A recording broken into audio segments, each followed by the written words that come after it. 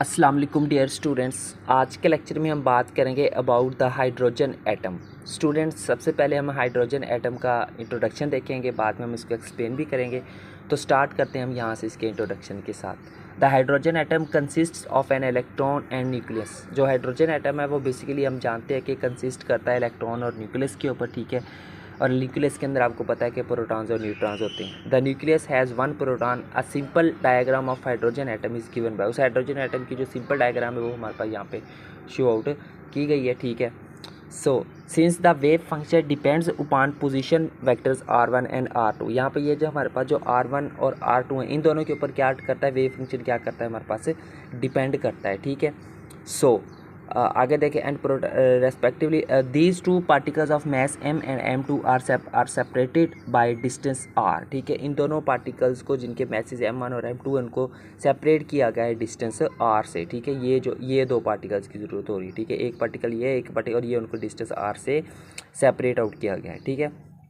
So the interaction between them is given by Coulomb potential in CGS unit as. CGS units के लिहाज से जो है उनके दरमियान जो कोलम पोटेंशियल के ज़रिए जो इंट्रैक्शन बनती है वो क्या है हमारे पास, वो बराबर है V = -E² r के बराबर है, ठीक है। इसको हम क्या देते हैं, क्वेश्चन नंबर 1 का नाम दे देते हैं। सो आगे देखें, this potential is called centre potential. इस पोटेंशियल को हम क्या नाम देते हैं, हमेशा सेंटर पोटेंशियल का ही नाम देते हैं। The Hamiltonian operator for two particles is given bye.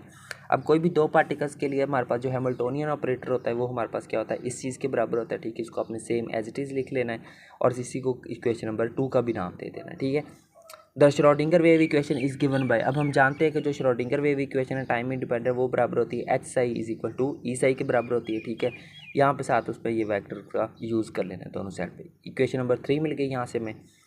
The transformation from R1 and R2 to R is given by. अब R1 से लेकर R2 तक जो ट्रांसफॉर्मेशन है वो हमारे पास इस फार्मूले के मुताबिक दी गई है, यानी कि R बराबर है हमारे पास M1 R1 plus M2 R2 over M1 plus M2, ठीक है। इस फार्मूले को ज़ुबानी याद, अब हमने जस्ट इसको सॉल्व करना है। ये जो M1 इधर जाके R के साथ उनको मल्टीप्लाई कर देना, ठीक है।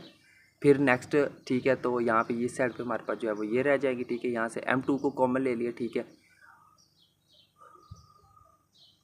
ठीक है। सो यहाँ पे देखिए हमारे पास ये जो R2 है ये किसके बराबर है, हमारे पास R प्लस R1 के बराबर है, ठीक है। यहाँ पे देखें जो R2 है ये हमारे पास किसके बराबर है, यहाँ पे देखें R1 प्लस R, ठीक है।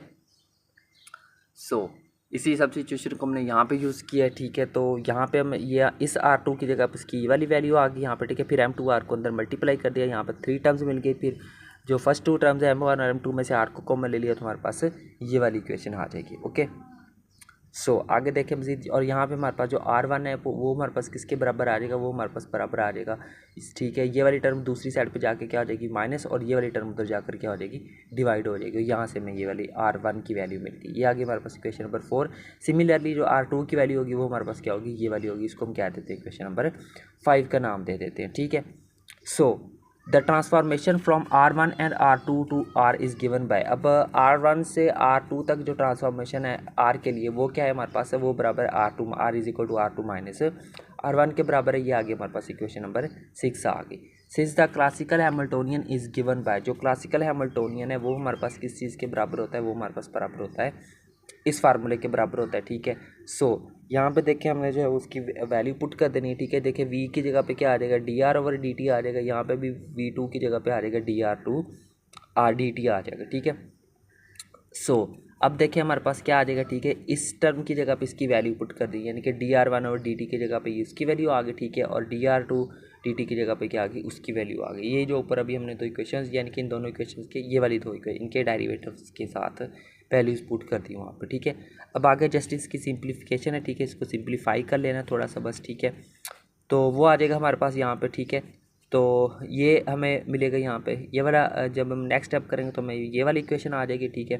फिर उससे अगला स्टेप करेंगे तो हमारे पास ये वाली इक्वेशन आ जाएगी, ठीक है। अब आगे जस्ट इसकी यहाँ तक सिंप्लीफिकेशन की हुई है, ठीक है। इसको आपने देख लेना है, बिल्कुल स्टेप वाइज है। तो यहाँ से हमें बहरहाल इक्वेशन नंबर क्या मिल जाएगी, 7 मिल जाएगी। So where the term P² over 2m is kinetic energy of the centre of mass and term P² over 2m is kinetic energy of the particle of the mass mu moving in centre potential Vr, ठीक है। इन दोनों terms की बात हो रही है यहाँ पे, okay. So now the Hamiltonian operator in quantum mechanics is in term of kinetic energy of centre of mass and kinetic energy of particle in centre of potential is given by, ठीक है। Hamiltonian operator in quantum mechanics is kinetic energy centre of mass of kinetic energy के लिहाज से, ठीक है, वो हमारे पास किसके बराबर होता है, T+v के बराबर होता है, ठीक है।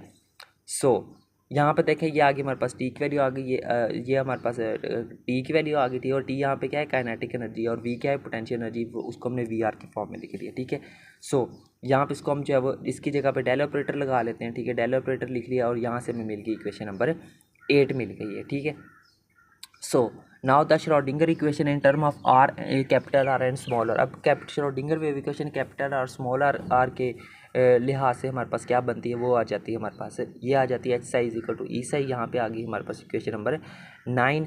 सो by apply variable separation method to wave function, इसी वेव फंक्शन के ऊपर जो है वो सेपरेशन ऑफ वेरिएबल वाला मेथड अप्लाई करें। उसके लिए हमें जो साई है उसको लेट कर लेते हैं कि वो किसके बराबर है, फाई और साई आर के बराबर है, स्मॉल आर के बराबर है, ठीक है। ये आगे हमारे पास इक्वेशन नंबर 10 आ गई, ठीक है।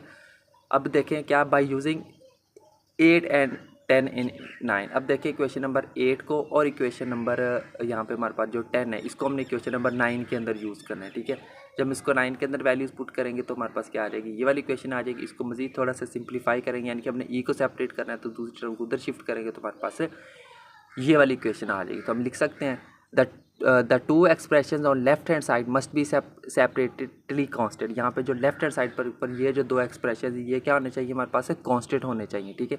Thus we have following two separated equation which are given. तो इस तरह से हमारे पास दो सेपरेटेड इक्वेशन हैं जो कि हमारे पास नीचे दी गई हैं। नंबर 1 इज़ हमारे पास Schrodinger equation for centre of mass. Centre of mass के लिए जो श्रोडिंगर इक्वेशन होगी वो हमारे पास क्या होगी, ये वाली होगी। और सिमिलरली जो सेकंड इक्वेशन है वो क्या होगी, Schrodinger equation for fictitious particle moving in central potential, ठीक है। तो उसके लिए हमारे पास ये इक्वेशन आ गई और इसी के साथ आपने अपना टॉपिक है उसको वाइंड अप कर देना, ठीक है स्टूडेंट। तो ये था हमारा आज का लेक्चर जिसके अंदर हमने हाइड्रोजन एटम के लिहाज से श्रोडिंगर वेव इक्वेशन को डिस्कस किया है। सारी मैथमेटिकल कैलकुलेशन है, अगर किसी टाइप की समझ ना आई हो तो आप लोग मुझसे पूछ सकते हैं, ठीक है। तो बस इतना ही था हमारा आज का लेक्चर। मिलते हैं नेक्स्ट लेक्चर में किसी और टॉपिक के साथ, तब तक के लिए टेक केयर एंड अल्लाह हाफिज़।